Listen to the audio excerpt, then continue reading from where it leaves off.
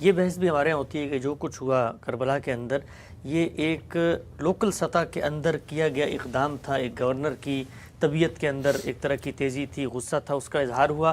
پورے بنو امیہ یا پورا کے پورا جو اس وقت کا سیٹ اپ تھا اس کو آپ اس اقدام کا ذمہ دار قرار نہیں دے سکتے. تو اس میں پھر اعتدال کی بات کیا ہے؟ یعنی اس معاملے کو ہم کیسے دیکھیں گے؟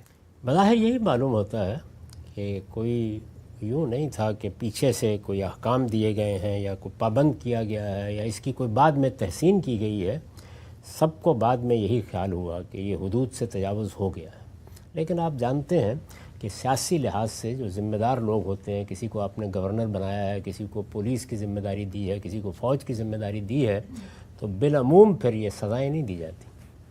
اس کی وجہ یہ ہوتی ہے کہ اگر آپ اس طرح کے اقدامات پر بھی سزائیں دینا شروع کر دیں گے تو کل کو کوئی نظم کو قائم کرنے کے لیے تیار نہیں ہوگا. اور ملوکیت میں تو اس کی گنجائش ہی نہیں ہوتی، کیونکہ ملوکیت اس اصول پر قائم ہوتی ہے کہ سیاسی اختلاف نہیں کرنے دیا جائے گا.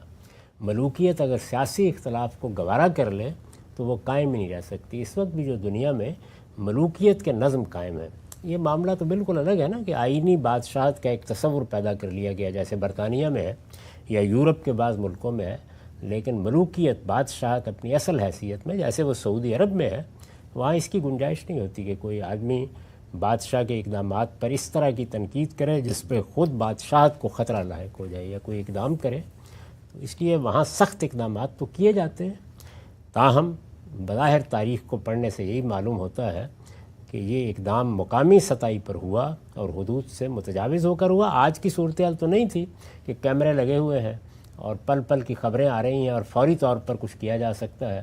آپ جانتے ہیں کہ آپ کے ملک میں ایک دو موقعوں پر اس طرح کے اقدامات کیمروں کے سامنے ہو گئے اور نہیں روکے جا سکتے. لال مسجد کا واقعہ ہم بعد میں اس کے اوپر بھی بعض لوگ تعصب کا اظہار کرتے رہے، یہ کہتے رہے کہ غلطی ہو گئی یا یہ ہوا یا وہ ہوا.